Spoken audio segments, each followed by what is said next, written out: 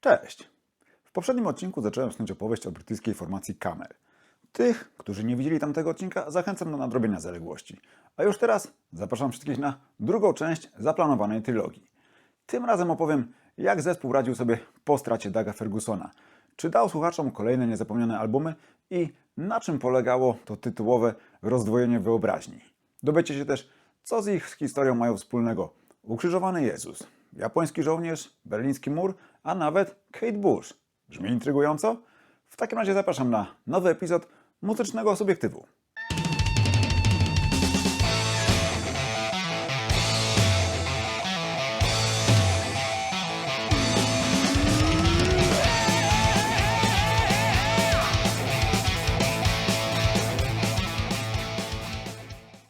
W poprzednim odcinku serialowe cięcie nastąpiło w momencie, gdy z zespołem rozstał się Doug Ferguson. Pozbywając się go ze składu, Camel znalazł się na własne życzenie w trudnej sytuacji. Właśnie wchodzili do studia, żeby nagrywać nową płytę, a tymczasem brakowało im basisty. Rozpoczęli gorączkowe poszukiwania zastępcy, ale terminy goniły, w związku z czym postanowili, że będą nagrywać we czterech. To znaczy Andy Latimer na gitarze, Andy Ward na perkusji, Peter Bardens na klawiszach i Mel Collins na saksofonie. A Latimer zajmie się dodatkowo partiami basu.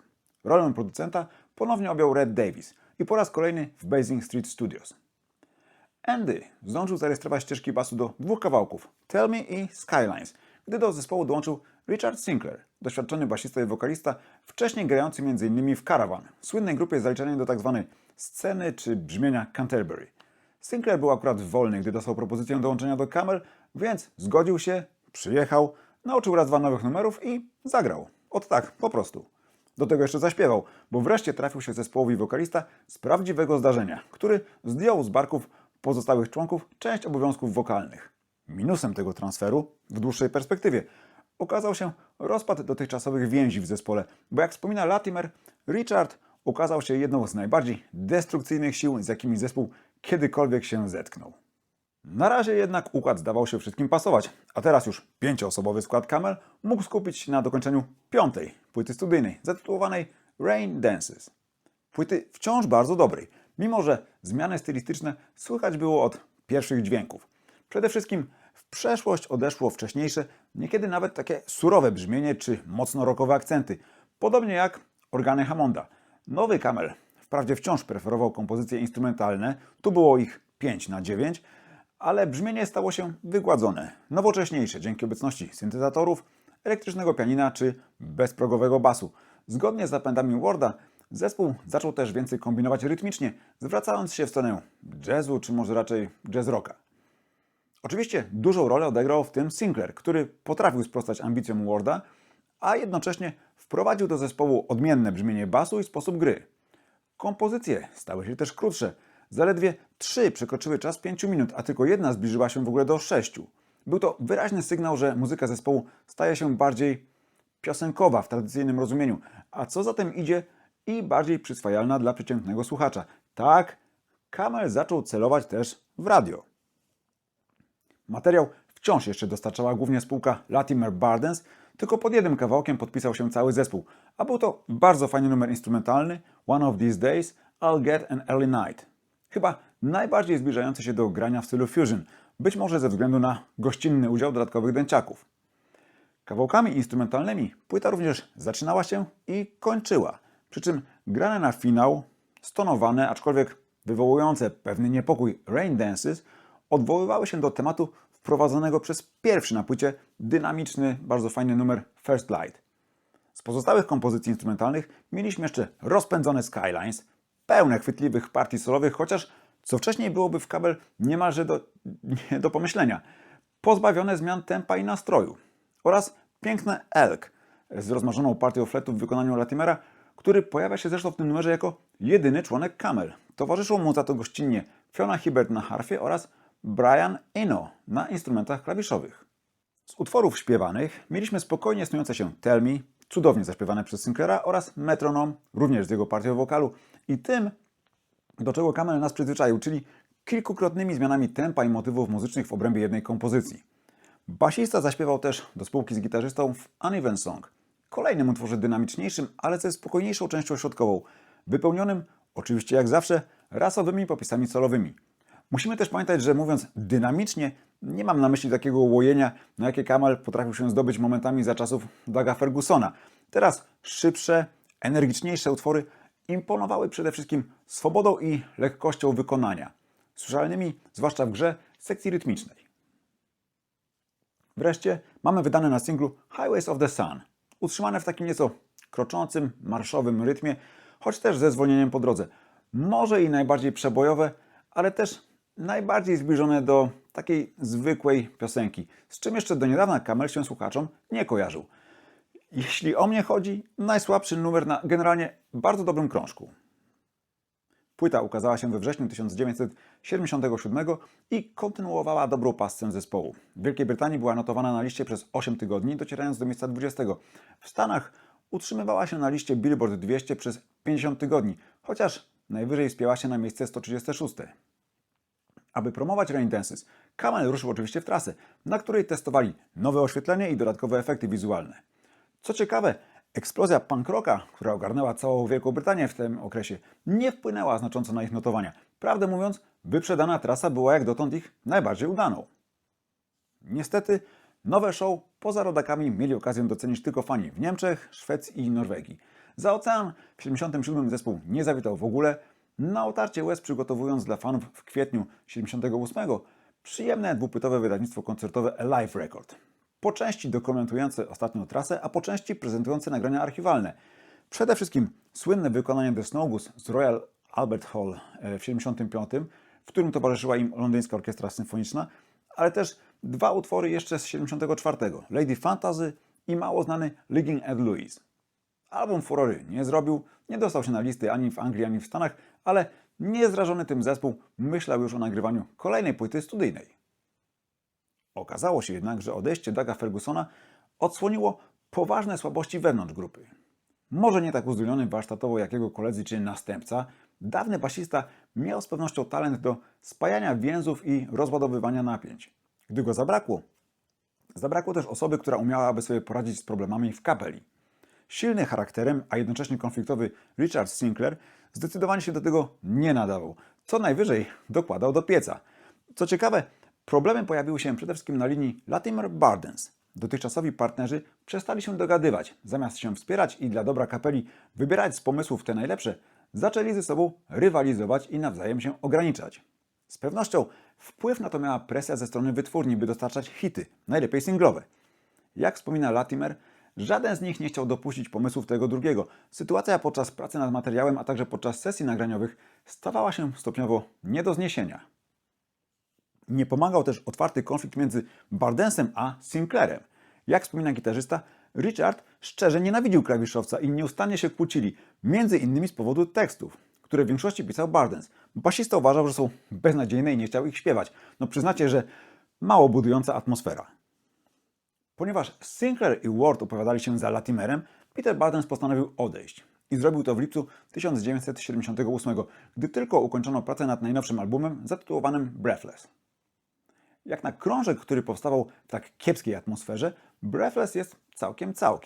Z pewnością ma swoje momenty, chociaż widać było, że materiał przestał być tak spójny jak wcześniej i zaczynało się wyraźne to rozdwojenie jaźni czy wyobraźni.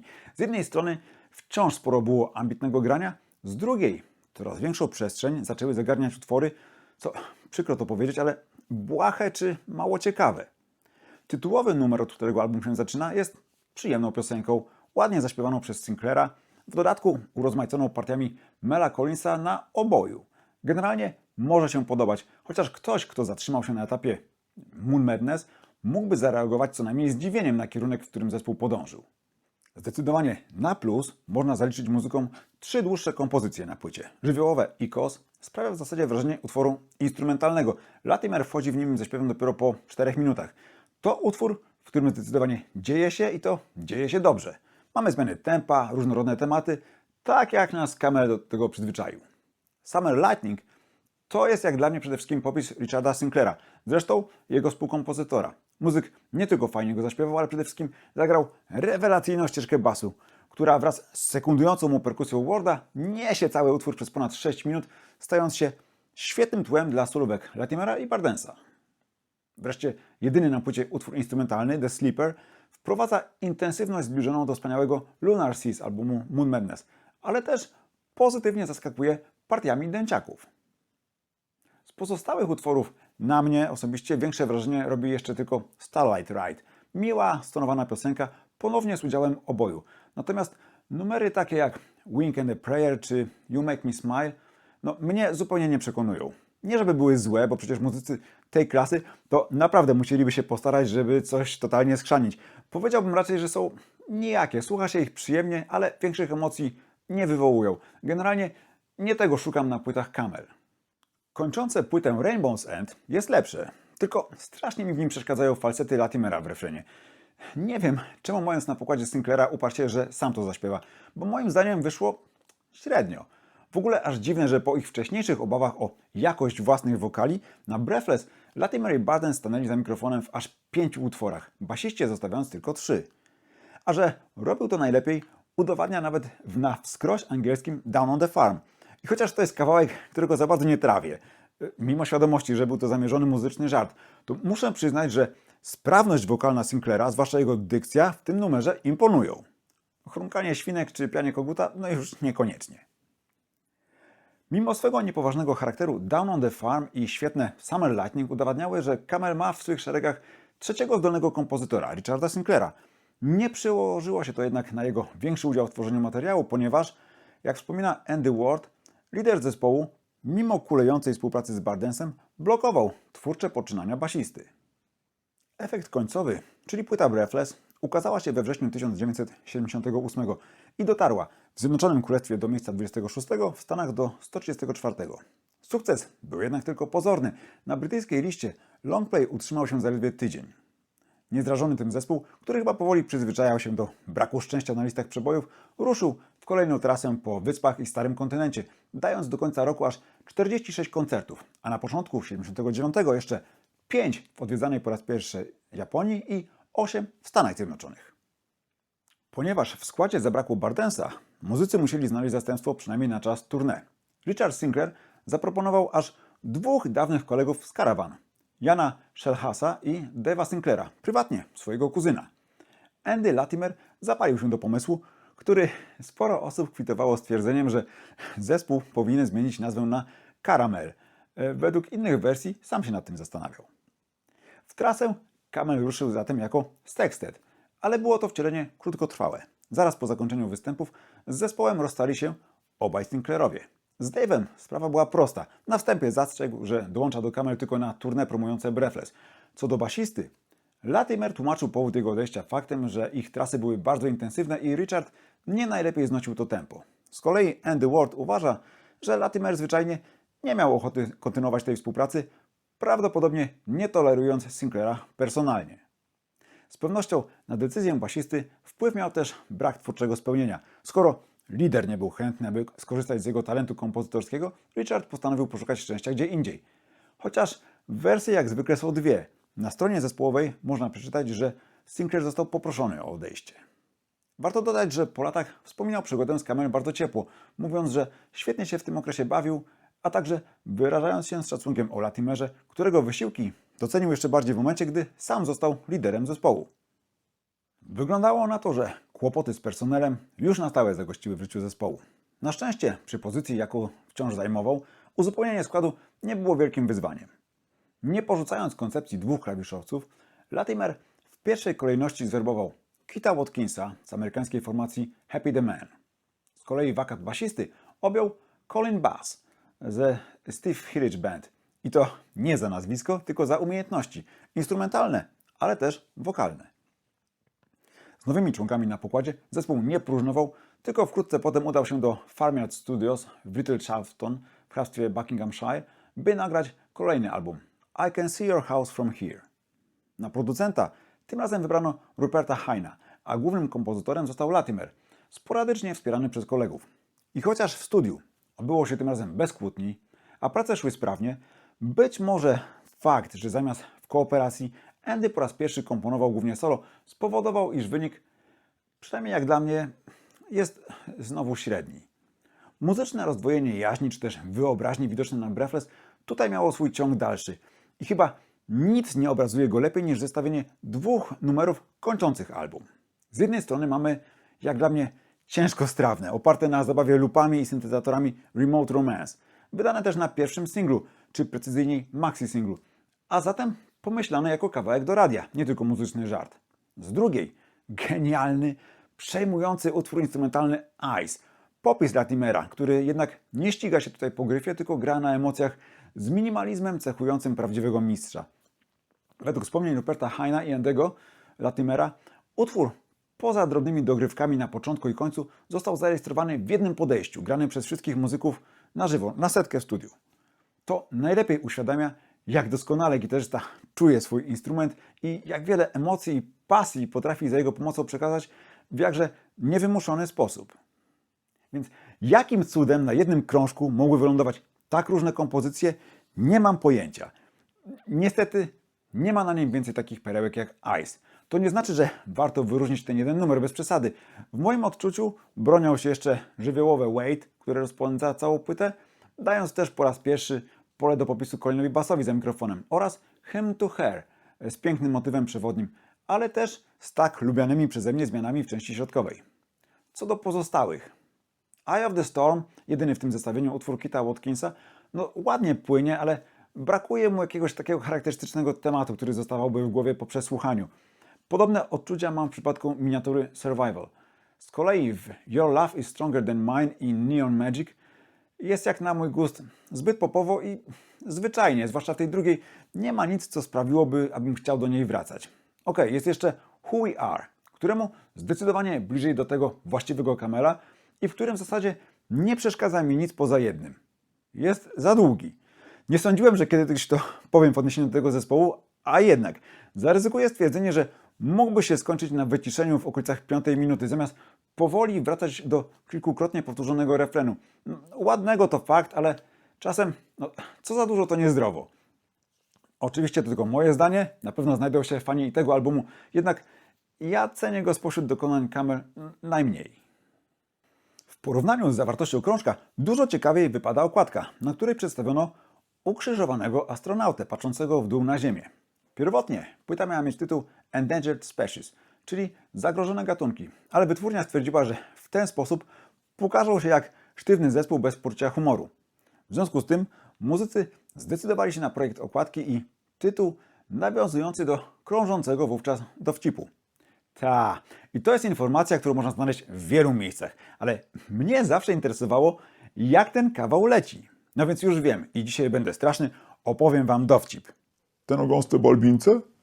Nie o gąsce balbince i jeszcze nie teraz, musicie cierpliwie poczekać.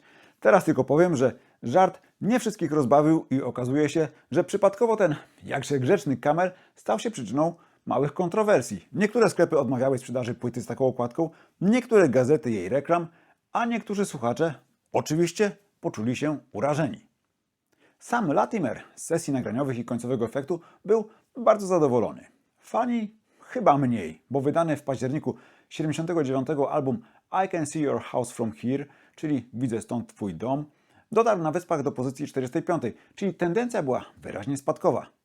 Narzekania na komercyjny kierunek, w którym zespół podąża, irytowały gitarzystę, ale starał się robić dobrą minę do złej gry, tłumacząc, że robią to, co chcą robić. Lider wypowiadał się entuzjastycznie również o nowym składzie, a publiczność miała okazję zweryfikować jego opinię już wkrótce, podczas europejskiej trasy obejmującej 41 koncertów. Również fani w Japonii mogli przekonać się, co warte jest nowe oblicze Camel podczas 5 wyprzedanych występów w styczniu 1980. A potem zespół zniknął praktycznie na rok. A przynajmniej na rok zniknął dla odbiorców, bo kolejny album zatytułowany Nude Camel nagrał w londyńskim studiu Abbey Road jeszcze we wrześniu 1980. Mimo to Andy Latimer po konsultacjach z wytwórnią zdecydował, że poczekają z premierą do stycznia 1981, tak aby album nie przepadł w bożonarodzeniowej gorączce i zalewie wydawnictw o charakterze świątecznym. Szykując się do nagrania nowej płyty, Andy Latimer stał przed nie lada dylematem. Reakcje na ich ostatnie propozycje były, oględnie mówiąc, mieszane. Jednak koncerty sprzedawały się bardzo dobrze. Zespół wciąż miał rzeszę wiernych fanów, gotowych przymknąć oko i ucho na stylistyczne wpadki w oczekiwaniu na kolejny wybitny krążek. Skoro romans z bardziej komercyjnym graniem wcale nie zaowocował spektakularnym sukcesem i nagłym skokiem popularności, lider doszedł do wniosku, że sensowniejszym posunięciem będzie zadbać o istniejących fanów, tak by ich ostatecznie nie stracić. A czy mogło być lepsze posunięcie niż przygotowanie kolejnego koncept albumu? Ale powiedzieć to jedno, a zrobić to drugie. Do takiego przedsięwzięcia potrzebna była nośna historia, a tej gitarzyście brakowało. Na jej poszukiwaniu spędził dużo czasu, ale bezskutecznie.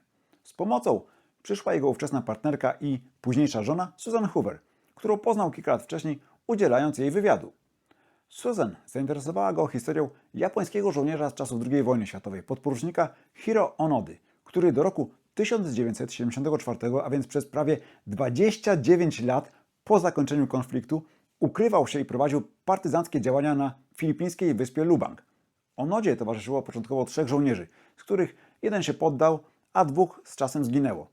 Mimo przekazywanych informacji o zakończonej wojnie, łącznie ze zrzucanymi z samolotów listami od rodzin, namawiających do poddania, żołnierze nie wierzyli w klęskę Japonii i odmawiali złożenia broni. Dopiero w 1974 roku z Onodą spotkał się podróżnik Norio Suzuki, który następnie przekazał w kraju informację, że Onoda czeka na odwołanie wcześniejszych rozkazów przez swojego dowódcę. Dzięki wysiłkom urzędników udało się odnaleźć emerytowanego przełożonego Onody, majora Yoshimiego Taniguchi, który poleciał na Lubang i osobiście przekazał podkomendnemu rozkaz zaprzestania dalszej walki. Dopiero wtedy Onoda poddał się i wrócił do kraju witany jak bohater. Już w kraju napisał bestsellerową autobiografię, ale wkrótce potem przeniósł się na dłuższy czas do swojego brata do brazylijskiej dżungli, gdzie zajmował się uprawą bydła, z dala od niechcianej sławy i zmienionej nie do poznania ojczyzny. Dodam jeszcze, że nie była to odosobniona historia. Bardzo podobnie potoczyły się losy innego żołnierza, Shoichi Yokoi, który przetrwał po wojnie 26 lat w dżungli na wyspie Guam. Historia Onody miała oczywiście wiele więcej wątków, ale już jej ogólny zarys zafascynował Latimera, który uznał, że będzie to świetny temat na album koncepcyjny, a że 2 wizyty z Kamelem w kraju kwitnącej wiśni bardzo mu się podobały, zapałał tym większą miłością do całej idei. Wraz z Susan Hoover zaczęli pisać szkic będący bazą do muzycznej opowieści. Gitarzysta wspomina, że takich szkiców powstało w sumie 12, przy czym gdzieś do 7 wciąż mu się podobały. To dalej była ta sama historia, natomiast kolejne zaczęły wszystko skracać i modyfikować, więc wersja finalna to tak naprawdę tylko wypunktowanie najważniejszych składowych opowieści, w dodatku odbiegające od faktów, które ostatecznie stały się tylko punktem wyjścia. Niestety, jak sam przyznawał, musieli mieć coś, co da się opowiedzieć na pojedynczym albumie, tak aby nie przegiąć z długością, ale też żeby zbytnio nie utrudnić życia sobie samym. Wszak trzeba było do tej historii skomponować jeszcze muzykę. Pisaniem zajął się ponownie głównie Latimer. Jedynie w kilku utworach śpiewanych wsparła go Susan Hoover, dostarczając teksty. Keith Watkins i Jan Szelhas pomogli w napisaniu każdy jednego utworu. Nie mając żadnych zobowiązań koncertowych, zespół mógł powoli pracować nad materiałem, ale w lipcu 1980 zdecydowali się też na nietypowe posunięcie.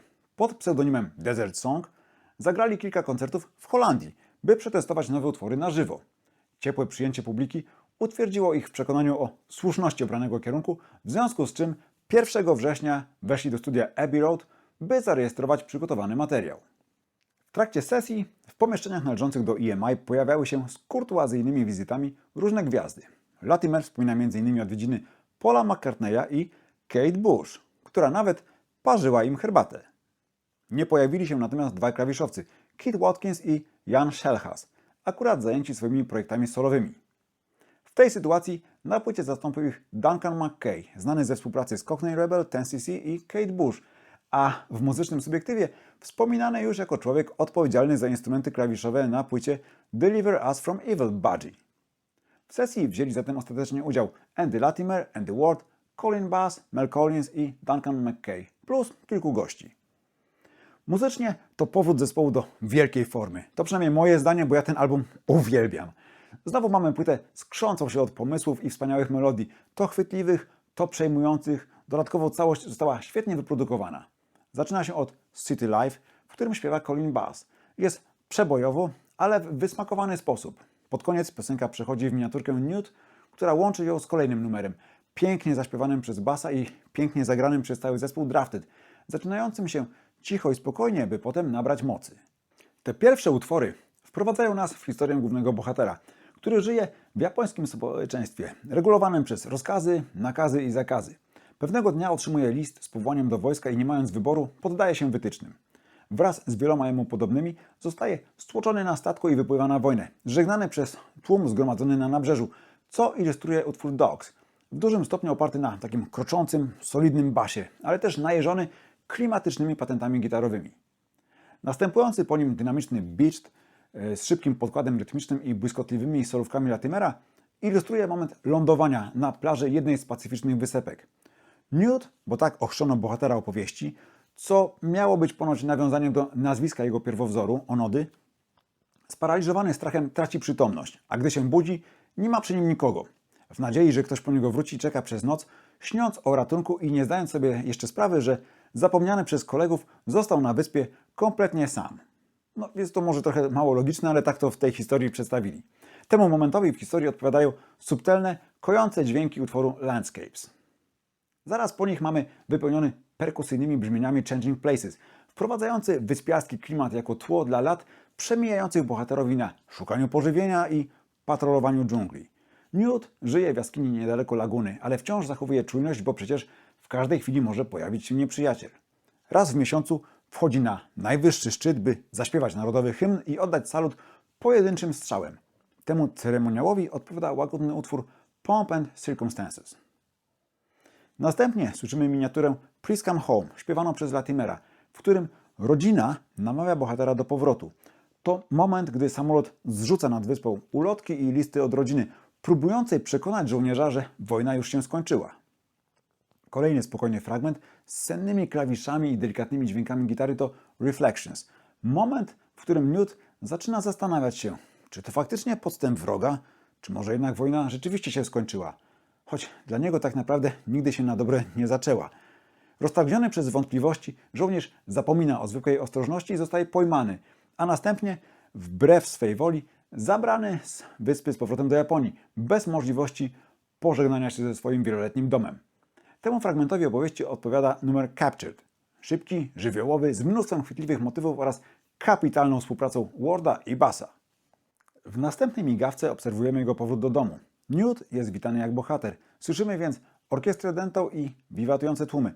Coś, co Camel zafundował nam lata wcześniej we fragmencie Possession z mini-suity The White Rider z albumu Mirage.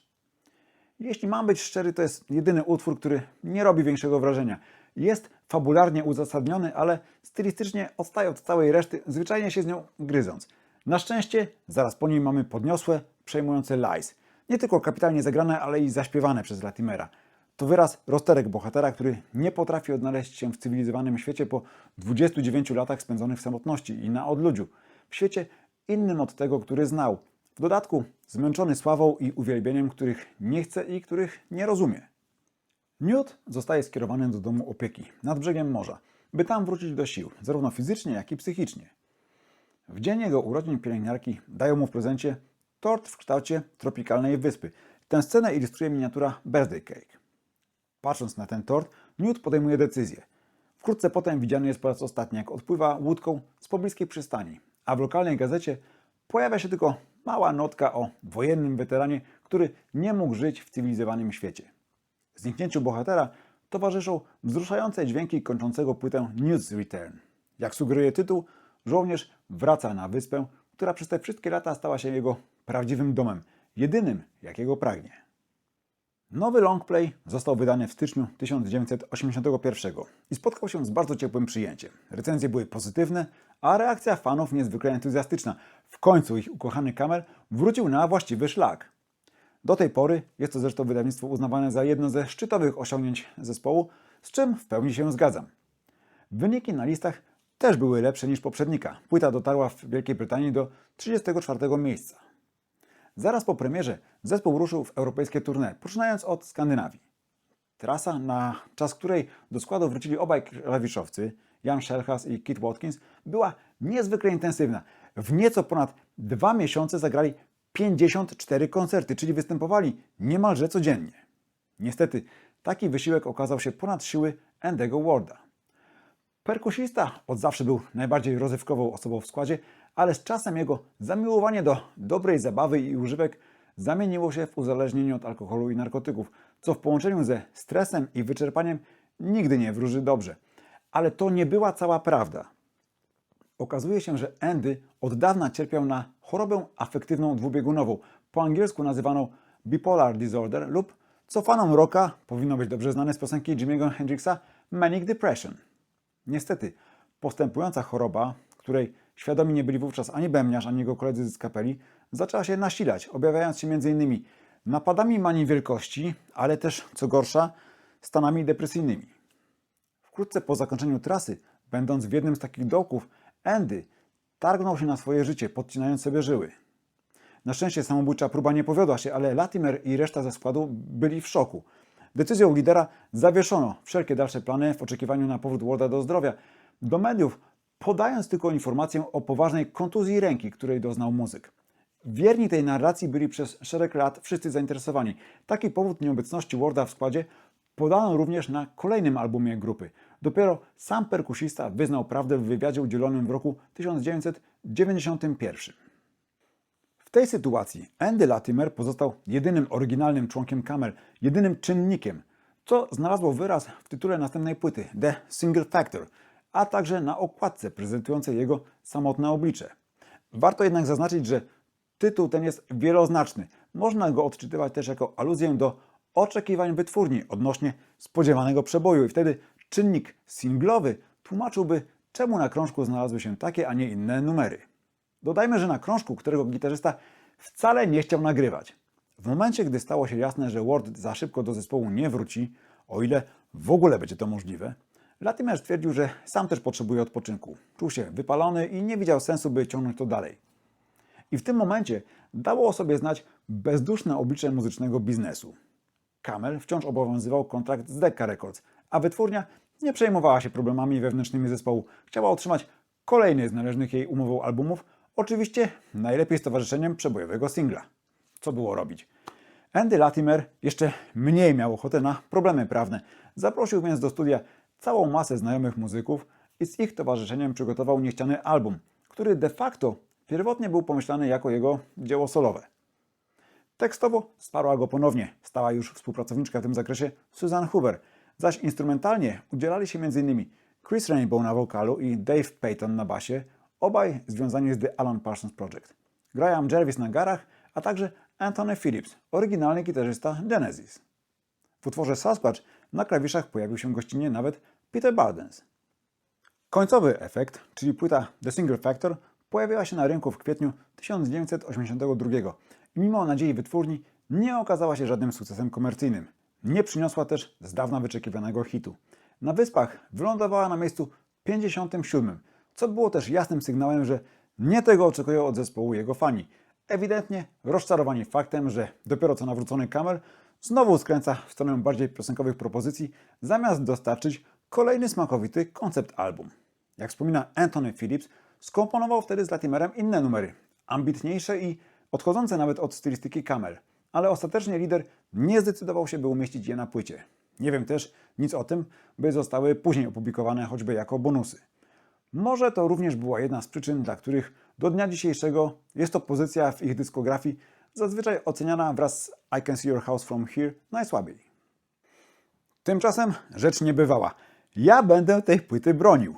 Oczywiście to nie jest poziom ich najlepszych dzieł, ale zważywszy też na okoliczności powstania, zestaw ten zawiera całkiem sporo udanych utworów.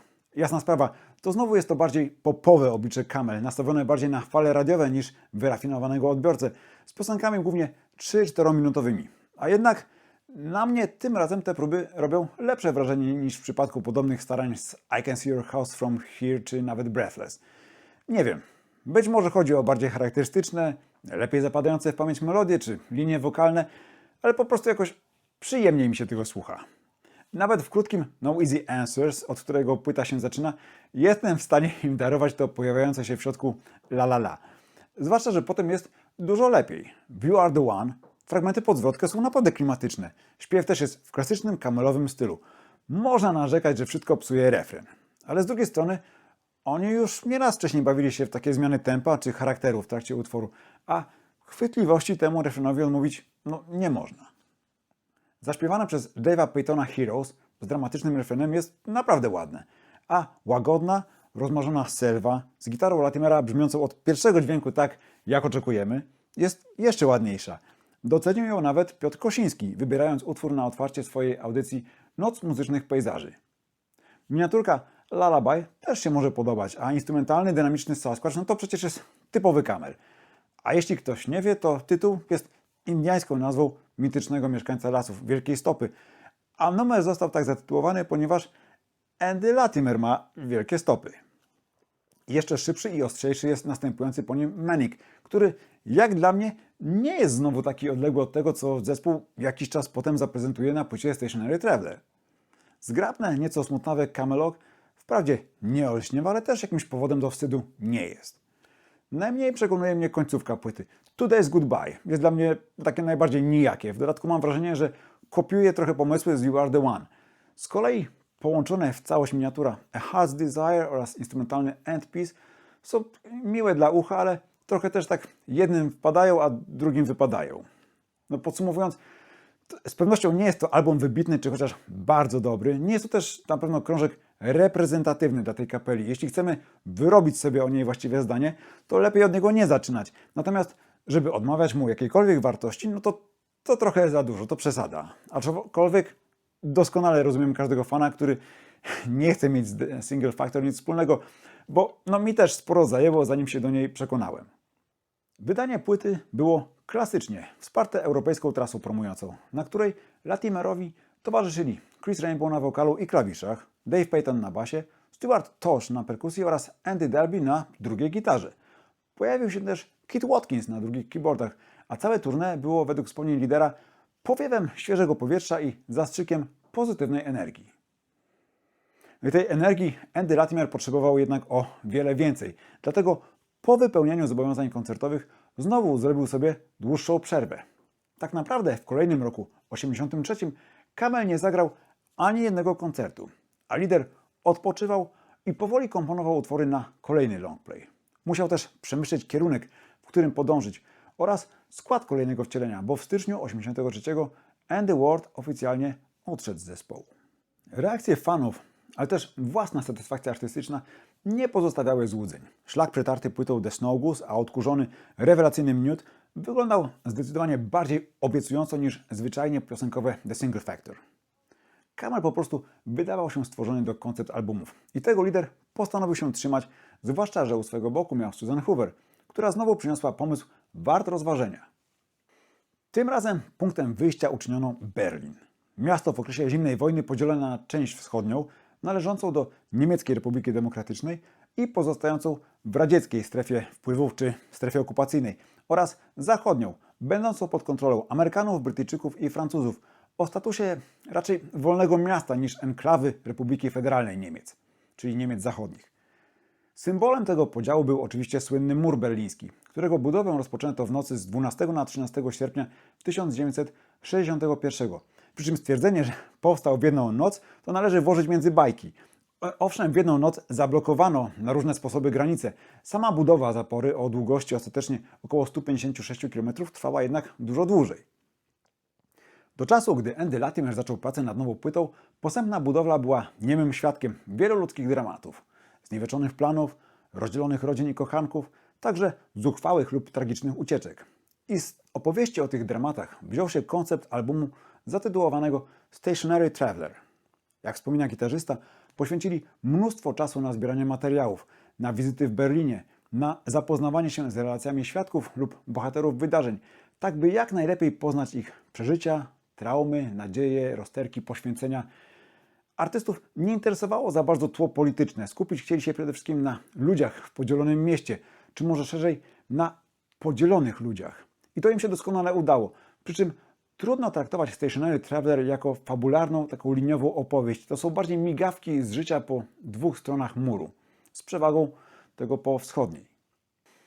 Tym razem w studiu Andymu Latimerowi towarzyszyli sprawdzeni już w boju Chris Rainbow i Dave Payton oraz Paul Burgess na perkusji i Ton Scherpenzel z holenderskiej grupy Kajak, ale nie na wiośle, tylko na najróżniejszych instrumentach klawiszowych.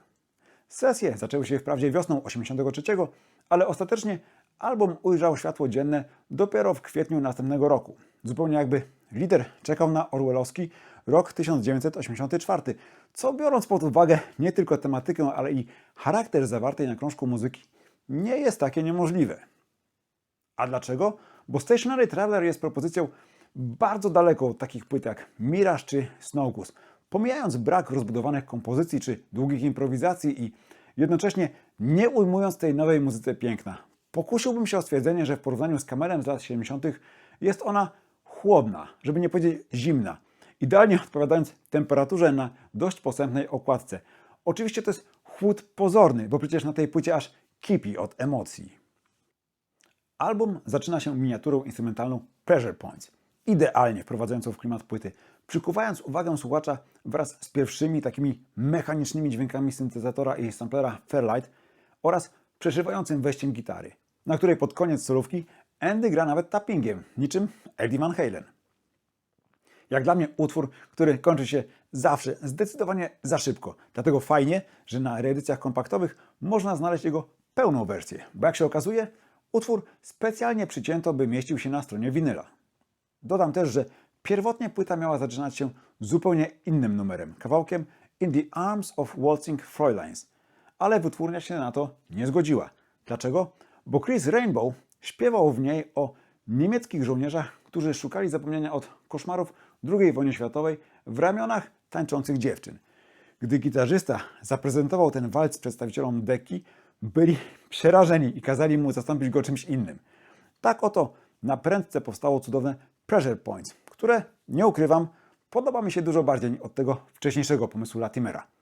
I tutaj uwaga, lub też ostrzeżenie, bowiem istnieje reedycja z 2004, na której Pressure Points zostało przesunięte na koniec listy piosenek jako bonus w wydłużonej wersji, a sama płyta zaczyna się właśnie utworem In the Arms of Waltzing Fräuleins. I ja rozumiem, że taki był oryginalny zamysł artysty, który po latach udało się zrealizować, ale moim zdaniem takich rzeczy się po prostu nie robi. W moim mózgu wyryta jest tylko jedna prawidłowa kolejność, wyżłobiona dziesiątkami przesłuchań i innej nie potrafię zaakceptować, a wszelkie tego typu zakusy traktuję jak niedopuszczalną zbrodnię na oryginale. Nie wiem, czy się ze mną zgadzacie, ale widziałem, że następne reedycje przywróciły kolejność z pierwszego wydania, dodając zaginiony walc jako bonus. Podejrzewam zatem, że inni fani byli nie mniej wzburzeni. W drugim na płycie, śpiewanym przez Latimera Refugee, jest już szybciej, rytmicznie i przebojowo. Zresztą nie tylko w nim, bo generalnie na Stationary Traveler Camel zbliża się do rejonów, które z rockiem progresywnym niespecjalnie nam się kojarzą. Tak naprawdę sporo na tej płycie brzmień zalatujących synth-popem i nową, a momentami nawet zimną falą. Dzięki wszechobecnym syntezatorom i oszczędnej perkusji, a nawet obecności automatu perkusyjnego, tzw. Drumulatora, muzyka brzmi mocno 80sowo, ale w jakiś magiczny sposób do dziś to nie przeszkadza, nawet mi. Co więcej, idealnie buduje klimat chłodnej, nieprzyjaznej, wręcz takiej zdehumanizowanej rzeczywistości. I najlepiej słuchać to w kolejnym numerze, mrocznym Wopos, co jest skrótem od nazwy Volkspolizei, czyli Policja Ludowa. Zaczyna się niepokojącymi dźwiękami syntezatorów, a potem słyszymy taki hipnotycznie powtarzany temat, który świetnie odpowiada sennemu koszmarowi, jaki przywołują słowa śpiewane przez Latimera. Gdy wchodzi perkusja, można sobie niemal wyobrazić transowo maszerujące oddziały policji czy perelowskiego ZOMO. Najszybszy na płycie Cloak and Dagger Man podtrzymuje nastrój strachu i paranoi, w jakim żyją ludzie po wschodniej stronie muru. Kapitalnie zaśpiewany przez Chrisa Rainbowa. Stanowi pole do popisu dla Tona Scherpenzela w odjechanej surówce na klawiszach, które pod koniec łączą się elegancko z gitarą Andy'ego w chwytliwym unisono. A potem mamy chwilę uspokojenia. To jest genialny utwór tytułowy, zaczynający się od pięknej gitary akustycznej, którą po chwili zastępuje fletnia pana, a po niej wchodzi przejmująca partia gitary elektrycznej. Ten numer to jest Andy Latimer na absolutnych wyżynach, ale też kwintesencja smutku. Jeśli ktoś się czasami zastanawia, co to do cholery znaczy, że gitara płacze, nie musi szukać dłużej, wystarczy, że posłucha tej kompozycji. Druga strona oryginalnego winyla zaczynała się dwoma numerami, które przez wielu uznawane są za najjaśniejsze momenty tej płyty. Mowa o West Berlin i Fingertips. Pierwszy z nich, napędzany prostą perkusją Paula Burgessa, zawdzięcza swój klimat przede wszystkim wokalowi Andy'ego, który urzeka już w zwrotkach, by w refrenie zwyczajnie chwycić za serducho. Dodatkowo mamy w nim rewelacyjne solówki z dźwiękami modulowanymi przez gitarzystę za pomocą potencjometru gitarowego. Z kolei Fingertips to spokojna, nostalgicznie snująca się piosenka. Po raz kolejny z takim refrenem, że nie mam pytań. Tego trzeba po prostu posłuchać. Co najciekawsze, to jeden z nielicznych numerów Camel, w którym Latimer w ogóle nie gra na gitarze czy innym instrumencie. Do niego należą tylko partie wokalu i obsługa automatu perkusyjnego. Poza tym niezwykły klimat budują klawisze Sharpenzela, bezprogowy bas Dave'a Paytona oraz stary znajomy Mel Collins na saksofonie. Po tych dwóch perełkach czas na dwa kawałki instrumentalne. Dłuższy, dynamiczny Missing dzielony jest między soczyste solówki gitary i klimatyczne partie klawiszy. Z kolei Afterwards, jedyny utwór na płycie nieskomponowany przez Latimera, tylko przez Tona Sharpenzela, to tęskna miniatura na instrumenty klawiszowe. Podobnie jak utwór tytułowy, to są te numery, gdzie najbardziej czuć ducha tego progresywnego Camela. A na zakończenie mamy Long Goodbyes. Pięknie zaśpiewane przez Chrisa Rainbowa z przyjemnymi dźwiękami fletu na początku i eleganckim, bezprogowym basem Paytona, okraszone wzruszającą surówką Latimera.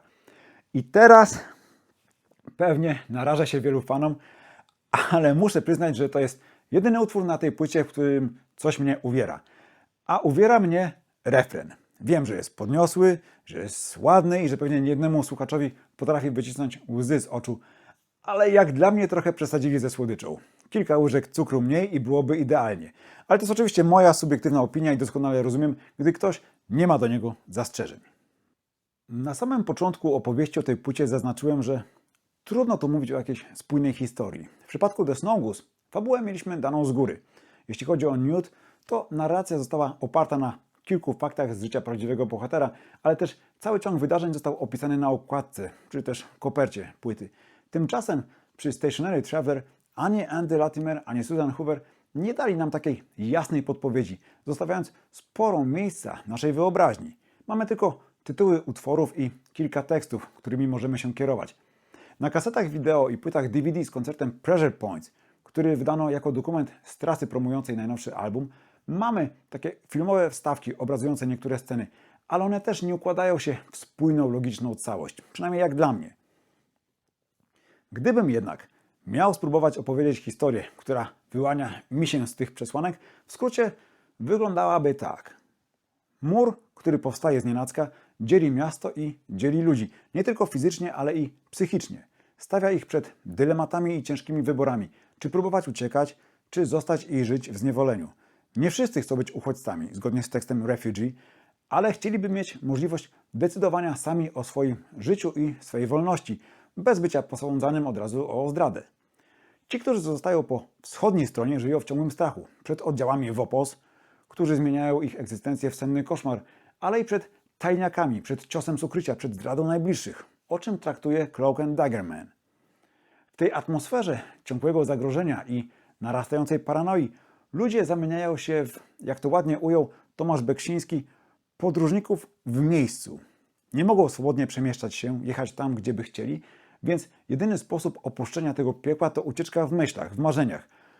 Przychodzi mi do głowy jednak i drugi sens tego tytułu Stationary Traveler. Podróżnik to przecież ktoś, kto przebywa zwykle odległy dystans, by dostać się do upragnionej destynacji. W przypadku podzielonego miasta ten cel oddalony jest o kilkaset, a czasem tylko kilkadziesiąt metrów. Trudno nazwać to prawdziwą podróżą, więc może stąd to podróżowanie niemalże w miejscu. Są jednak i tacy, którzy nie pogrążają się tylko biernie w marzeniach. Oni decydują się na ucieczkę. Wyprawy na dach, by spoglądać z wysokości na jakże bliski, a jednocześnie jakże nieosiągalny Berlin Zachodni, rodzą w głowie naszego bohatera czy bohaterów plan. Przedostać się na drugą stronę, po stalowej linie rozwieszonej między budynkami. I to jest ta część historii, która została zainspirowana przez konkretne wydarzenie. Otóż 31 marca 1983 roku dwóch przyjaciół, Michael Becker i Holger Bethke, wspięło się na strych pięciopiętrowego budynku po wschodniej stronie muru i za pomocą łuku wystrzelili na dach budynku znajdującego się po stronie zachodniej strzałę, do której przyczepiona była wędkarska żyłka. Czekający na dachu po drugiej stronie muru pomocnik przyciągnął do siebie żyłkę, do której była doczepiona trochę grubsza żyłka, a do niej z kolei stalowa lina.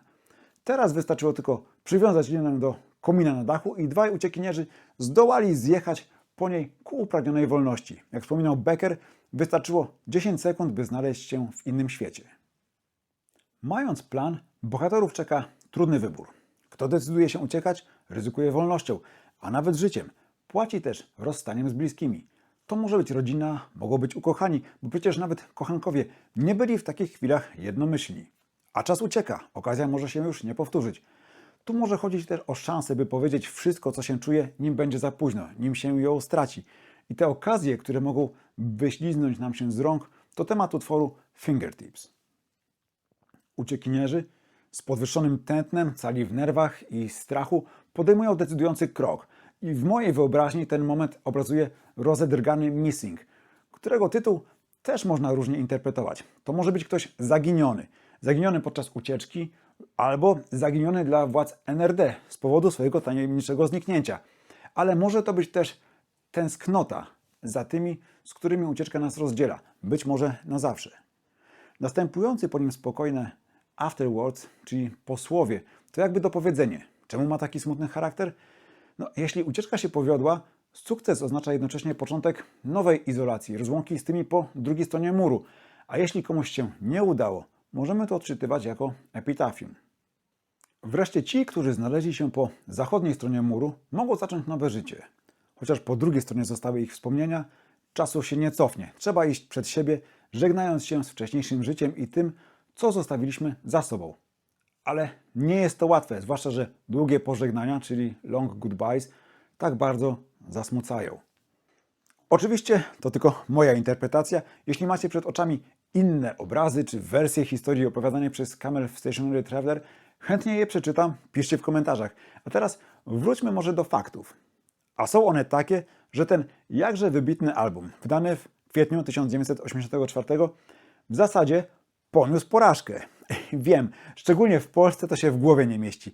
U nas ta płyta otoczona jest statusem wręcz kultowym, w czym, jak myślę, duża zasługa prezenterów radiowych działających w tamtym okresie, ze szczególnym wskazaniem na Tomasza Beksińskiego, który był jej gorącym orędownikiem, umieszczając ją w swoim top 10 płyt lat 80. Wspomnę też tragiczny fakt, który na pewno część z Was zna z autopsji. Stationary Traveler był utworem, którym Tomasz Beksiński pożegnał się na zawsze ze słuchaczami swojej audycji Trójka pod Księżycem, nim odebrał sobie życie w Wigilię 1999. Ale oczywiście, żeby taka radiowa ewangelizacja się udała, to po pierwsze album musiał być dobry, no i oczywiście był, a po drugie musiał trafić na podatny grunt. I tak sobie myślę, że fakt, iż mieliśmy za sobą dopiero co skończony stan wojenny i generalnie sami tkwiliśmy w komunistycznym bagnie, również mocno ograniczeni w naszej wolności decydowania o sobie, czy choćby podróżowaniu, gdzie byśmy chcieli. Ten fakt sprawił, że mogliśmy się w dużym stopniu identyfikować z bohaterami Stationary Traveler. Mogliśmy odnajdywać w tej płycie to, co było i nam bliskie, czyli marzenia o wolności, o życiu bez strachu, bez konieczności podejmowania dramatycznych wyborów. Przez podobny bagaż doświadczeń ta płyta od razu na starcie była nam bliższa niż odbiorcy z zachodu i być może stąd taki jej odbiór w naszym kraju. A jak było za granicą? Wierni fani byli zachwyceni. Krytycy też nie szczędzili pochwał. A mimo to w Wielkiej Brytanii krążek dotarł do zaledwie 57 miejsca, czyli osiągnął dokładnie tyle samo, co zdecydowanie słabszy The Single Factor. Jak to możliwe? No cóż, zawinił przede wszystkim brak promocji. Serio, po tylu latach ciśnięcia zespołu o hity, nagle Andy Latimer przynosi album, z którego spokojnie mogliby wykroić nie jeden, ale i ze, 4 przeboje, bo taki potencjał mają nie tylko West Berlin i Fingertips, ale również Cloak and Dagger Man czy Refugee, a może i Long Goodbyes. W dodatku przeboje nie robione na siłę, jak niektóre kompozycje ze starszych płyt, tylko urzekające naturalnym wdziękiem. I co na to wytwórnia? Sorry, nie jesteśmy specjalnie zainteresowani, nie będziemy tego promować. Dlaczego? Okazuje się, że za tę decyzję winić można Polygram. Molocha, który kilka lat wcześniej kupił Decca Records. Otóż ktoś w Polygramie podjął decyzję, że Decca ma się odtąd zajmować muzyką klasyczną, a zespołów pokroju Camel ma się zwyczajnie pozbyć. Szok, prawda? Oczywiście początkowo zespół o niczym nie wiedział. Andy zabrał na trasę skład, w którym znaleźli się wszyscy muzycy uczestniczący w nagraniu Stationary Traveler, poza Dave'em Paytonem, którego zastąpił jego poprzednik w Camel, czyli Colin Bass. Basista przyznaje, że zgodził się na to głównie ze względów finansowych. Wcale nie był przekonany do ówczesnej propozycji muzycznej zespołu. Wraz z nim kapelę wsparł jeszcze drugi klawiszowiec Richie Close. W tym składzie Camel odbył miesięczne europejskie tournée, zaczynając 27 kwietnia na rodzimej ziemi.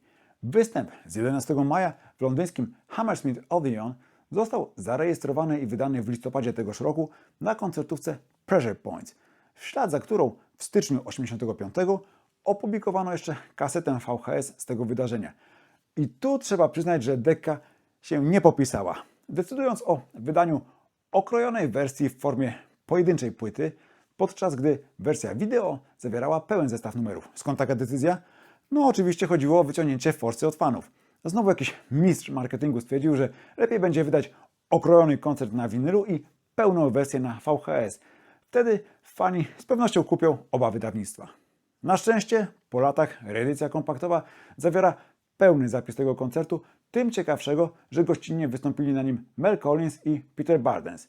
Na niej można też usłyszeć pełną wersję tego utworu instrumentalnego Pressure Points. Niestety, płyta live była ostatnią, jaką Camel wydał w barwach Decki, a koncert zagrany 29 maja na zakończenie trasy w Oslo był ostatnim, jaki zespół dał przed ponad 7-letnią przerwą. Z początkiem 1985 jasnym stało się, że ani Decca, ani Polygram nie chcą przedłużać kontraktu z zespołem Latimera, co zostało prawnie potwierdzone 10 kwietnia. Tym samym, zamiast święcić triumfy za stworzenie doskonałego Stationary Traveler, grupa znalazła się po raz drugi na bruku. Oczywiście na tym historia Camel się nie kończy. Chociaż nad zespół nadciągnęły ciemne chmury i to z różnych kierunków, liderowi udało się je przegonić i jeszcze nie raz uraczyć nas wspaniałymi płytami. Jak do tego doszło i o jakie albumy chodzi, opowiem już wkrótce, w trzecim, ostatnim odcinku poświęconym grupie Endego Latimera.